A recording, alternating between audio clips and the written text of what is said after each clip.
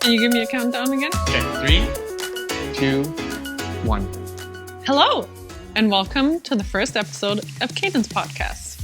I'm Katarina. And I'm Michael. And I am a content creator mainly on YouTube. However, both myself and Katarina work in the creative field. And oftentimes we have these long, in-depth conversations that revolve around creativity and how that works within our life and how it affects our life. And so one night we were just having dinner and we figured, man, some of the stuff that we're talking about could be really useful to some people out there. And not only that, but we felt it was a great way to decompress for ourselves. So what is Cadence? Well, Cadence is a podcast. It's a lifestyle podcast. So we'll be talking about creativity, what it means to live a creative and full life, and basically about discovering the art of every day, one day at a time. Yeah, and you heard that quote somewhere? Yes, it's, I think, I don't specifically remember where I saw it, but I saw it online and I thought it was really impactful, the discovering the art of every day. Yeah, and when we were trying to come up with the name for the podcast, we were thinking, like typical names, flow state and flow and vibe and living life. And when we landed on the word cadence, it felt appropriate because life isn't always about ups. Mm-hmm. There's a lot of downs, and you kind of go through the ebbs and flows. Mm-hmm. And so cadence felt good. And it also, like, when I looked up the word again after we had decided to use it, it also is the word for a repeating pattern. And everyday life is a repeating pattern. Yeah. But how do you make it not monotonous, but special? Yeah, exactly. I was going to say, like, a repeating pattern every day can either be a good thing for some people or a bad thing, right? I think we have an episode where we will dive into routines and how different people's routines can be and how creative routines can be different than sort of the corporate routine. I don't know if that makes sense, but yeah, the routine of the corporate 9-to-5 life. Yeah, because Kat and I live, even though in the same little pool of being creative professionals, we actually have very different routines, but somehow we've made them work together. Mm-hmm. But before we dive deeper into some of our topics, and now that we have a bit of a grasp on what cadence is, we thought we should celebrate first, right? So if you're not aware, I'm Canadian, but I live here in Berlin. We live here together. And Katarina's German. Yeah, I'm German. And we are married. But we thought we would celebrate with some donuts. And here in Berlin, there's a company called Bramibal, and they make incredible donuts. Incredible vegan donuts. Yeah. They're vegan, but if you don't know, they're insane. Exactly. But first of all, the first thing that I want to say is, like, we're not for or against anything. We like to live a really, just generally balanced life. But I think these are incredible for anyone. Anyone. Yeah, exactly. The packaging is ridiculous. Like, for anyone who is a graphic designer out there, I'm sure you can appreciate this. I don't know if you can see that, but yeah, the design is awesome. I was looking even at that sticker today when we picked it. Yeah, it's really, really dope. But so I'll reveal which donut. I'm mangling this box right now. So it's a really strong sticker. Yeah, it's like a paper, almost like a cardboard. Yeah. So my donut choice is the classic emoji donut. Mm-hmm. And Katarina picked one of their famous donuts, which is strawberry white chocolate. Strawberry white chocolate. Like, how can you go wrong with either of these donuts? Come on. Yeah. Right?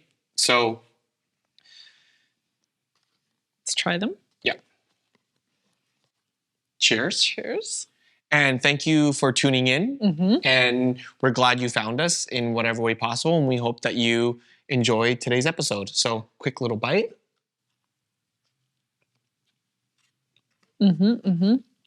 Always a good one. Always delicious. Hopefully the sound isn't too crazy with chewing and biting. But speaking of which, I know most podcasts, people will sit and have the mics in front of them. And even though we eventually maybe will do that, we have a few mics, but we kind of wanted to have a bit more of a conversation where we're kind of not only talking to each other, but to the audience watching. And so I thought I would go with a mic setup that was a little bit different. And so hopefully that doesn't affect the sound and it still sounds good and everything. But after this episode, we'll reevaluate that for sure. quite quickly. Yeah. Why don't we tell people a little bit about ourselves? Yep. So what do you want to go first? Sure. Yeah, like Michael said, I'm German. We live here together in Berlin. We're married. I lived in Canada, where Michael's from, for 5 years. Born and raised, not just from. Yes, born and raised for 5 years, and that's how we met. But in my everyday life, in my job, I am in a social media world. So I'm a social media strategist working for a big agency here in Berlin. And I basically, my entire career has been in this field, and strategy is what I'm really, really passionate about. Planning, getting that client, figuring out what their, what the core of what they want to do is, and how to plan and execute content for them is, I guess, what I'm most passionate about. Right. But besides what you do, what is it that you want to do and how you enjoy living your life? Because we're more than just a creative work podcast, because that's not who we are as people. Yeah. So what is it that you actually care about besides your work? I guess I really am passionate about psychology, but in a way of how you can live your best life. What are the tools? What are the things that you can apply in your everyday life to make your life the best it can be? And what do you like to do for fun then? What I like to do for fun? Yeah. I like to read a lot. I read a lot. I journal. I journal every day, mornings and evenings. But I also just like being out and enjoying and taking in what the world has to offer. So travel is a big one too. Yeah. Like I've lived abroad. You travel a ton. I think I was doing the math one time, over 25 countries, probably even more at this point, but yeah. Yeah, and I think that's where I was kind of going with it. It was like, I wanted to be like, yeah, you're a creative and you're a strategist and you journal and you're like, you know, this person, but like she's traveled a ton. And for me, I haven't traveled nearly quite as much. I think my experiences are a little bit more sort of bordered by where I was born and raised. And I think it'll be a topic eventually, but I'm born and raised with parents who emigrated to Canada, and they were boat people, as you would say, if you're familiar with that. I am Vietnamese as my ethnic background, but I was born and raised in Canada. Vietnamese was my first language, just like German was your first language, and English is both our second language. Yes. I think we're doing pretty well in that category. And for those who might be wondering, I am learning German, super hard. Maybe we'll get into that one day. But I have always grown up as a super creative person. I always thought I was going to grow up being a comic book artist. I used to draw a ton when I was a child. And then I went to school for architecture and design, and I thought I was going to go into sort of interior design. I was really focused on that for a period of time. And then somehow I landed on photography. And what's interesting about that is my dad grew up as a photographer in a lot of ways. That was his number one passion. When he came over to Canada, he could not make that his full-time job because of the language barrier and not having the right opportunities. But he ended up passing down his Canon AE1 to me for all you analog enthusiasts. And I started out taking photos, which led me to doing video. And then this is where I am today, where I take photos, make videos for YouTube and for clients. And I founded a small creative agency back in Canada, which we can get into a little more in depth at some point. In terms of what I like to do outside of all that work and stuff is exactly why we started this podcast is I have a really hard time living the same routine every single day. I don't like to eat the same things 2 days in a row. It's a passion of mine to cook, and I really enjoy trying high-end food, but also just like street food. And I just in general appreciate the artistry of every industry, whether it be culinary or clothing or interior design or photography or painting and all that. So That's pretty much who we are. But yeah, we have a segment that we'd like to do at sort of the beginning of every episode, much earlier than this. But we wanted to call it the Cadence News. Cadence News. I thought we would call it the new Cadence. Oh, yeah. Oh, we're going to call it The new Cadence. We're going to call it the new Cadence, which is sort of interesting pieces of news or something that is trending that we recently came across. And each week I will bring something to the table or Kat will bring something to the table, and then we'll just kind of quickly go through it. And hopefully it won't drag on. So Kat is going to be the first person up, and you brought today? So I read an article yesterday that talked about what Apple perceives as one of the best apps for lifelong learning. Okay, what is this app? So I was so intrigued because I thought, if Apple says that, it must be really good. Okay, now you're just going to upset all the people who hate Apple. But let's see. And it's called Blinkist. Have you heard of it? Yes, Yeah. I've heard of it. I know nothing about it. Yeah. This is only the first time you've heard of it? No, I use it, actually.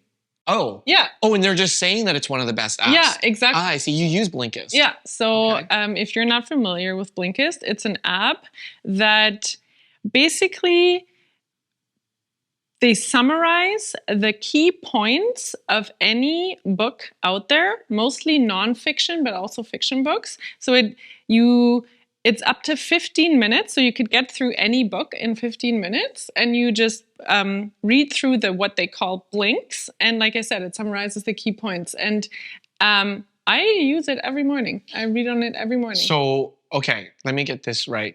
Basically, it's like Cole's Notes for any book. Yeah.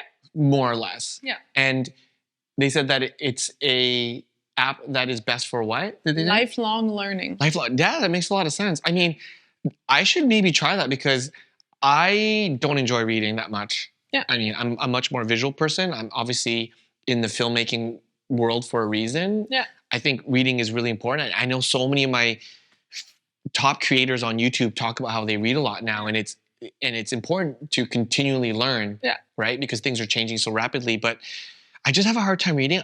I don't know if this is just me, but I'm one of those people who gets really tired reading. At any time of the day, it doesn't matter. It could be noon and start reading and I'll fall asleep. Yeah, I think there's a lot of people. So maybe Blinkist could be good for me. Yeah. But yeah, so if you haven't heard of Blinkist, it's the number one app apparently for Lifelong learning, according to Apple. Okay. Yeah. So there you go. But we're going to move into our next topic. And our next topic is going to be about just a fun one for this first episode. Nothing too in-depth. It's going to be maybe sort of my experiences of living life in Europe versus Canada, and maybe yours as well. Because both of us have lived in both countries for a fair-ish amount of time. I've only been living in Europe for about 2 years now. Yeah. So just over a year and a half, actually. So we can kind of get into it. We don't really know where the direction is going to go on that. But what was your experience like living in Canada? Like, what was your biggest culture shock from living your entire life, like pretty much, over like 30 years in Europe and then living in Canada for a few years? Biggest culture shock. I guess it's hard because I had lived in the States before, so it's like sort of compared For like a semester. For a semester. So the biggest culture shocks actually happened then. And so what was that like then? Yeah, it's like you drive everywhere. Yeah, absolutely. And alcohol is not allowed in public. I guess those are the two biggest things. Culture shocks. That's hilarious. Yeah, I would say, man, people drive so much here in Berlin as well. But people here in Europe, from any cities that I've been to, and I've been to a good handful now, people enjoy walking here, and the cities are much more walkable. Yeah. And I also think just the transit systems here. I mean, we have an amazing transit system here, but you have the tube in London is really amazing, and I would agree. I feel like people just generally enjoy going for that Sunday stroll. Yeah. Because everything's closed here on Sundays, so I would say that's not really a shock to me, but I definitely have noticed it. Yeah. I think the biggest shock for me when I first came over here was that sort of being able to consume alcohol anywhere. Yeah. And for me, even more so, the age limit. Like here, when you're 16, you just walk into they call them spätis here, spät shop, late shop. They're like convenience stores, and a 16-year-old could just buy a beer. Or they buy it at the grocery stores because we have alcohol at the grocery stores. And I guess the biggest culture shock for me so far, I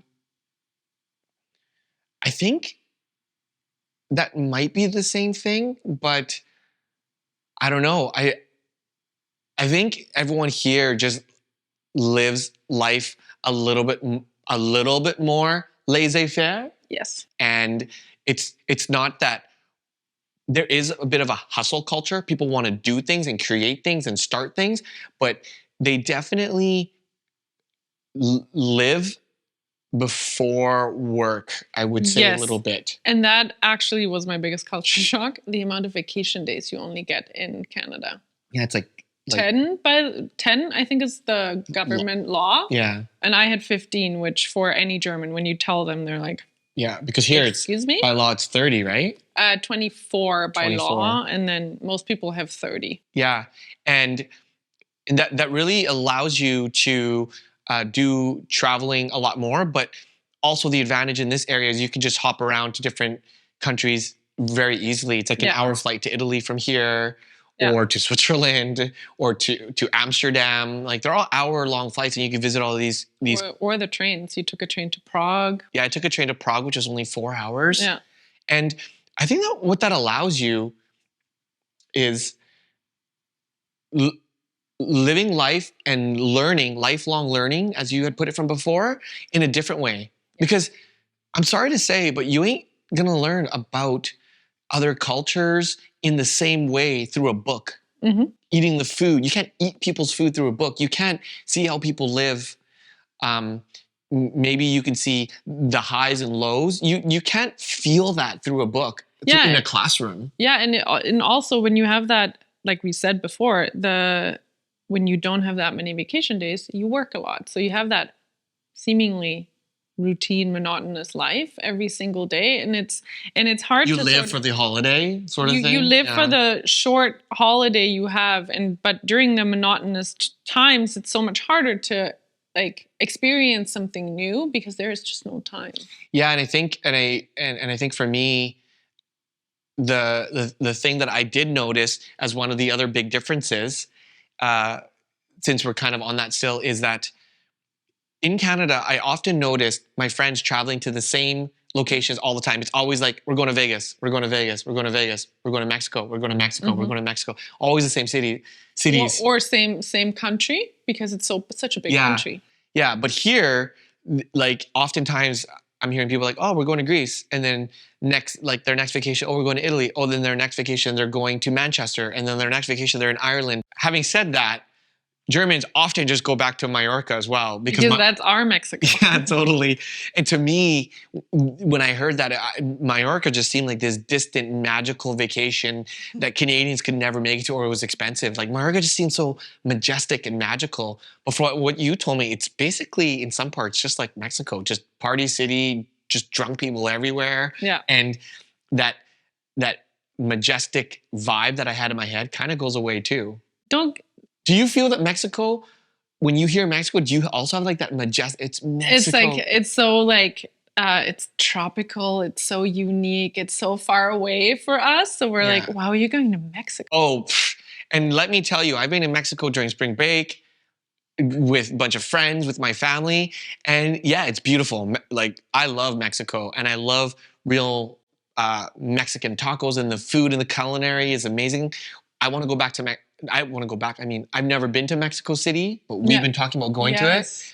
But let me tell you, the party Mallorca that you're talking about is exactly like the party Mexico, like the Cancun. It is not that great at all times. Like we went during spring break one year, and we stayed at a 4-star hotel, and it was absolutely incredible. But we would always go next door to the cheaper one. I think it was like a 2.5 star or 3 star. But we always went to that one because it was cheap. That's where all the college kids went, and that's where we were in college at the time.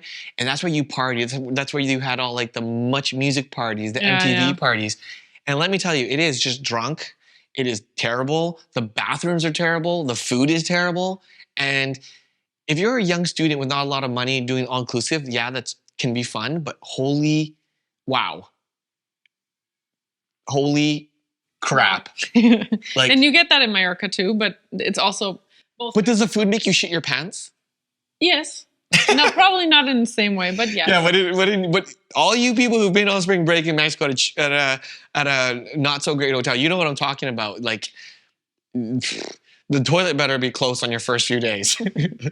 but yeah, so I guess that's the biggest differences. I mean, is there anything that we're missing culture shock wise? If there is, if you've lived in both Europe and in North America, comment below. Leave us a comment. What were some of your biggest culture shocks? Yeah, I think I'm sure we'll come up with so many more, but over the course of time. But yeah, I think those were the biggest ones that we really noticed. Yeah, that we noticed. Yeah. But yeah, so I guess we'll move on because we were talking about the other day about, and since this is March and going into the new year and sort of spring is coming and everybody's kind of coming out of this winter hole, especially here. Wow, it can be a big winter hole here because one of the biggest differences for me personally was Calgary, where I'm from, is consistently sunny. Incredibly sunny. And that's what you miss the most, hey? Yeah. Whereas here in this part of Europe, in the winter, it's just dark a lot of the times. It's just great. And not like dark in the way that is like majestic, like night vibes, like Tokyo City with lights and neon lights and that beautiful cyberpunk that you would imagine. It's like dreary dark, like gray dark. Yeah, in the middle of the day at like 2 p.m. in the middle of the day, it's just so dark. So the clouds are so low and it's that dark gray. Feels like they're just sitting on top of your head. Yeah. But so to get back on topic, we were talking about the last 3 years and maybe even further back when everything happened. And we were saying how in 2021, I think there were a lot of big changes that started to happen because of 2020. Yeah. And I think people needed to make those changes because life was different. Work from home was now the norm, or you could work from home, which allowed you to sort of live in different places around the world. And so for us, that was a big year because we decided to move and leave Canada and start a life here in Berlin. And now we both sort of work from home, and that's a huge change. All the different, you no longer need to live from an office. Yeah. And our friend even said to us, which totally rocked our world, is Katarina and I don't need to be in Berlin. We're here purely by choice. And a lot of people could make those choices too. Some people are tied to a job, but you were here by choice because your head office is in Munich. And a lot of the work I do is on YouTube. And the company that I help co-found is in Canada, but yet I'm here. Yeah, we're purely here by choice. That is so mind-blowing. So I think 2021 just forced or allowed people to do big changes, exciting changes, sometimes tough changes, like changes that they may not have wanted to make. Yeah. But what was one of the biggest things that changed for you in 2021 that was either exciting or tough or challenging?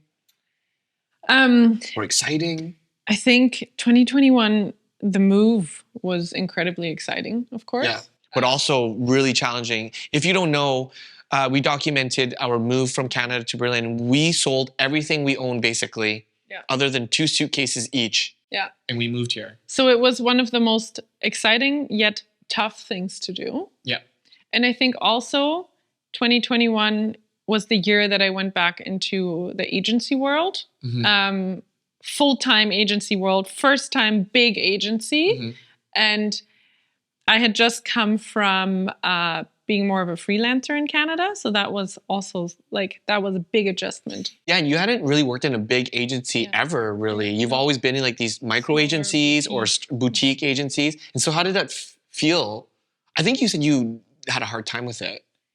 Yes, it's really exciting because all the clients we work with are these big name brands, Yeah. which is really exciting.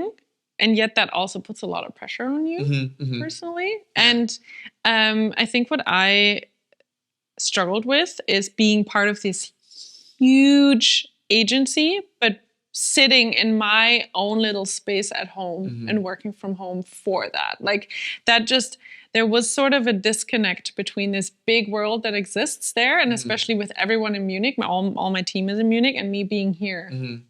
And that's still something that you mentioned. I think that's still one of the things that you sort of struggle with. Yeah. And it's unfortunate that you can't be there because the office, I've been to their office, it's absolutely stunning. But yeah. And yeah, I could see that. I think for me, obviously the move was exciting because I was born and raised in Canada. That's all I ever known. I had never even lived anywhere else. You had lived in like 4 other places before coming here back to Germany and Berlin. Of course, that was my biggest and most exciting moment. But with that, man, there was just a lot of like sort of unknowns. I was so excited because we moved at the end of 2021 and we knew all the changes were coming. And that sort of leads us into the following year, which was 2022, the one that just passed. And 2022, I found very, very interesting because I think a lot of people were excited because everything was coming back to normal. Yeah, like the full normal. The full normal, because there were still some of the regulations in place. Yeah. And but with that, just I don't know. For me, I had a lot of anxiety last year, and I think that's a much bigger topic to get into, and I'm not very good at talking about it yet. Because I know in this day and age, it's much more comfortable to be talking about where you struggle and your anxieties. And I think, I'm not sure if that's the case with a lot of really ultra ADHD type A creatives, but anxiety is a part of that.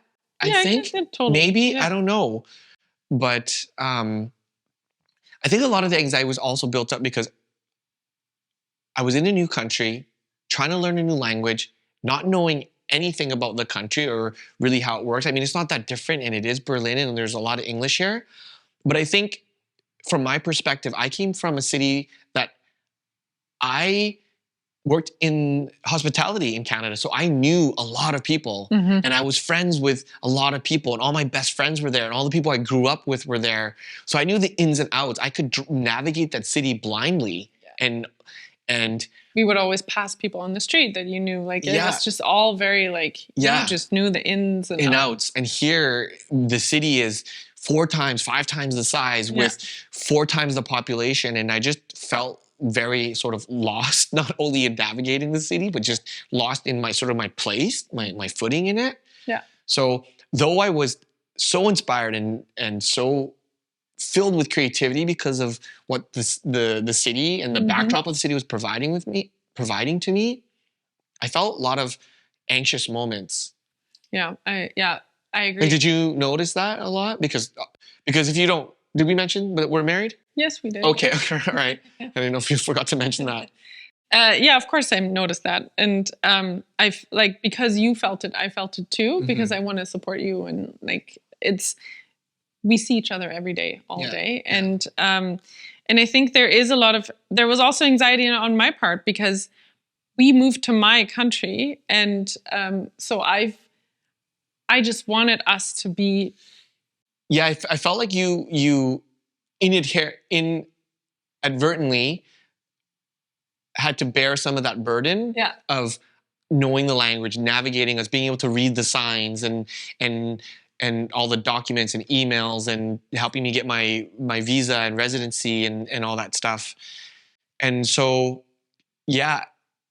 And in turn, because you had to bear a lot of that taking the lead foot, that gave me a lot of anxiety too, because typically I like being the person who leads the charge on things, right? Like even making a reservation sometimes gave me anxiety because you can't just pick up the phone and call because you don't know if they speak English, even though most of them do. Yeah, like because in Canada, I just took the lead on everything. Yeah, everything. And here, I'm always like questioning whether I have the fluency yet to be able to do that. And I've gotten a lot better since we're reaching 2 years. But yeah, that was interesting. And so I guess to sort of wrap up this episode and kind of to take us to where we are today before we move into the future episodes, 2023, I think, and I don't know if you feel the same way, but I think it brings a lot of possibilities. I think now that we've gone past all the exciting changes, big changes, hard changes, tough changes, changes you didn't want to make, going into 2022 where there was a lot of anxiety or lingering excitement and sort of trying to figure out your place and figuring out the next steps. This year, I feel like there's a bit of more of a sure footing. And it's interesting too, because I actually didn't have told you that. For this year, some people do a word of the year. What do you want your word, what do you want your year to be like? And the word I chose for 2023 is bloom.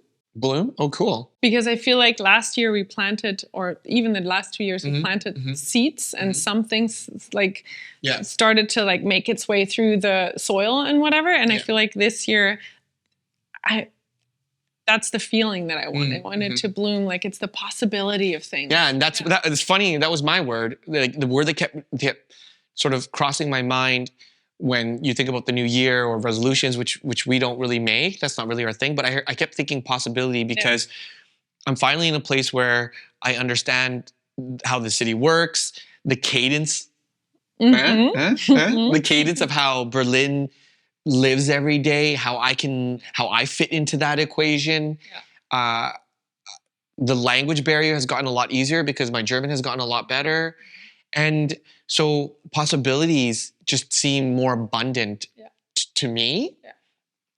But I think that's sort of it, right? Like we're so early into the year. I don't know much more that we can talk about. I think this episode, this topic, being wrapped up in our final episode of the year will be interesting to see where we all land. Yes. Yeah. But it's getting a lot nicer here, so our moods are a little bit brighter. I hope wherever you're watching this, the weather is turning there as well, unless you're in Australia, because then it's going the other way, and we feel bad for you. But you know. But I heard the winters aren't that bad. Yeah, exactly. So, but again, let us know what you're excited for. In 2023, did you feel the same way about 2021, 2022, and 2023, and what that's all been like? And maybe let us know what some of the topics you would like us to dive deeper into, since I'm in the photography and filmmaking lane of creativity a little bit in content creation. And though you're more on the content creation side as well, you're more in sort of the strategy and execution side. And let us know if you want to know information about sort of what it's like to be in Berlin, or if you've seen some of our travels on our Instagram. All the questions about lifestyle in general, if that is more of what you're into rather than the creative side. Yeah, anything that sort of like you think about, we're very open to cover. Like we're just here to have fun conversations and deep conversations, light conversations. Yeah, this episode probably seems a little bit more serious, but I think we'll start to loosen up as the episodes go on. We have a lot of really great topics that we've been keeping track of, and we want to get in deeper into. And we've always stopped ourselves when we came up. Sometimes we're talking, we come up with a topic, and then it's like, hold it. Let's write it down. Don't talk about it yet. I believe one of the episodes coming up that we're planning to record is, why are you the most creative when you're having a shower? Yeah. Right? Why are you creative in the bathroom? What is it about the bathroom that makes you creative? Yeah, I think that's one of the next episodes. Yeah. But that's pretty much it. We'll leave our Instagram handles down below. Did we do an Instagram channel for Cadence as well? Yes, we did. We did? Oh, okay, yeah. I think we'll do some like short reels and all that there. So all the information down below. Yeah, we'll put it in the show notes. Thank you for watching. Yes, thank you for being here. If you made it to the end, you're a hero, you're a champ. Please like and share on all the different platforms. Maybe leave us a review, a 5-star review. Is that how it works? Yeah, that's how it works on podcasts. That would be amazing. Yeah, and subscribing to the podcast helps it a lot. Yes. On whatever platform. We will have the video version up on YouTube because there'll be a channel for that. Yeah. But they will also be everywhere you can listen to podcasts, Apple, Spotify, all that good stuff. Yeah. Kat's going to take care of all that. And that is pretty much it for this episode.